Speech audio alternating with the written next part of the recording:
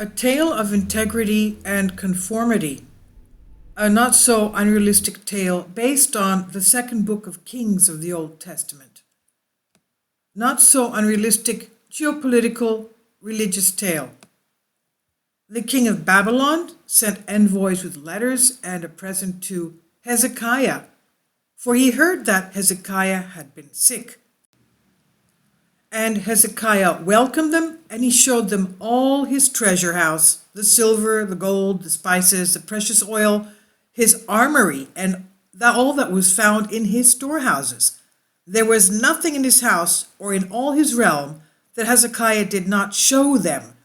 Then Isaiah the prophet came to King Hezekiah and said to him, "What did these men say, and whence did they come to you?" And Hezekiah said, "They have come from a far country, from Babylon."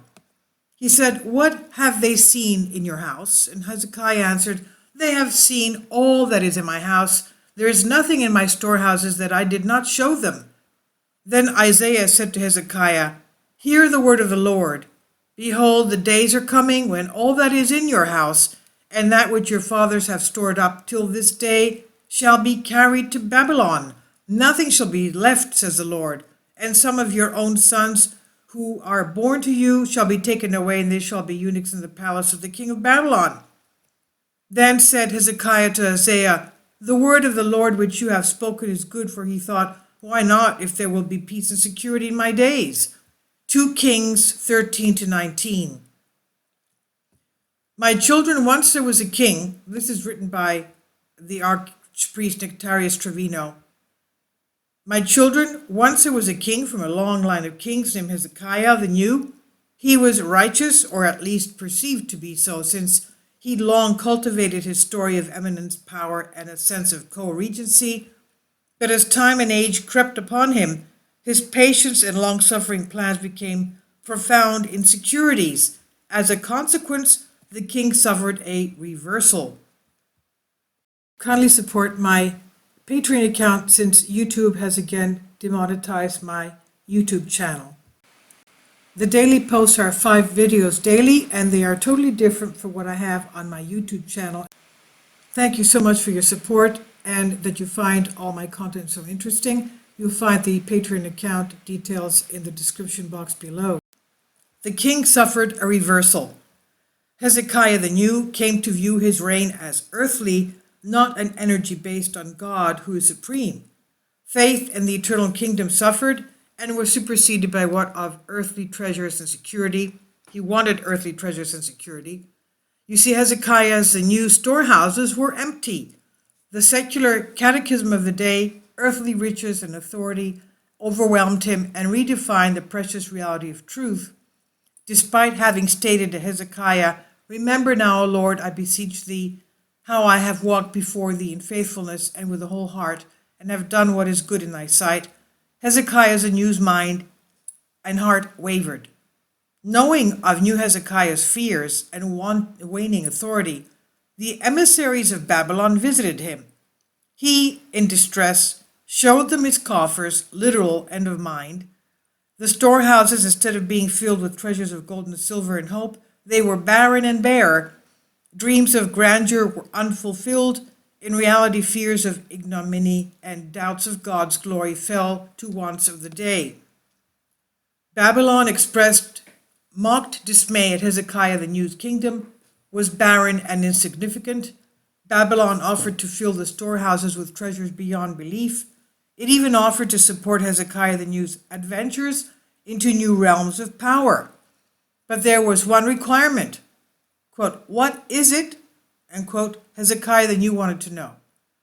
The Babylonian prince, pretending contemplation, stroked his bare beard and added, "Your faith must become your faith." And with a smooth wave of his hand added, "After all, it's not that much different." And the prince said with a smile, "It's so much more in tune with the times." Hezekiah the New's fears of ignominy and existential questions of the truth of God's glory succumbed to the desires of the day, that is, fame and power. Given the promises and protection proffered, Hezekiah the New chose to participate in the wiles of the prince of this world. at that time the king of Babylon. Some say Hezekiah the New wavered for just a moment, but then the treasure trove arrived, the gold and silver so brilliant, Hezekiah the New had to cover his eyes lest he be blinded. But it was too late. Brightness abounded, but darkness had touched his soul.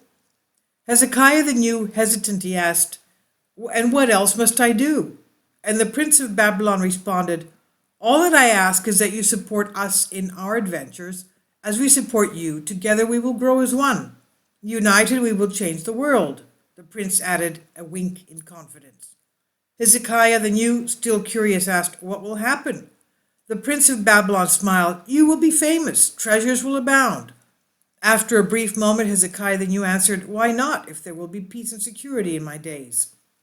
The prince smiled, the prince of Babylon, of course, and in departing turned to his entourage, whispering, "Did I not tell you every man has his price?" The princely minions asked, "What does this mean?" The prince smiled in his brilliance. "Man lives for today, not his children, and certainly not the children yet to be born. Man lives for what he sees, not what has been or will be. It's been that way from the beginning. I know, I was there." End quote. The minions asked, "And what then did he sacrifice? Was it all about mere gold and silver?" The prince replied, "The sacrifice was twofold and deep. The first was personal, one of integrity.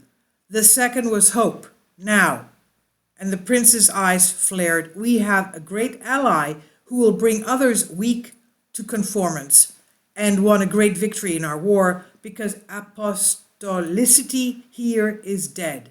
And the prince exhaled a new death for Hezekiah the New's descendants. "My children, sleep well and say your prayers." This is by Archpriest Nectarius Trevino, October 19th, 2019, his lecture, his sermon. This is from Ortho Christian. I'll leave a link below for you for this. So basically, this is a story, a true event, of course, that happened. This is historical, of how important it is for leaders of a country, whether they're elected or whether they've inherited their position, to be adhering to the proper laws, the spiritual laws, because the spiritual laws can hit back at you in good ways or bad ways, depending on what your actions and beliefs are and what your heart condition is. Please leave your comments, and thank you for your support.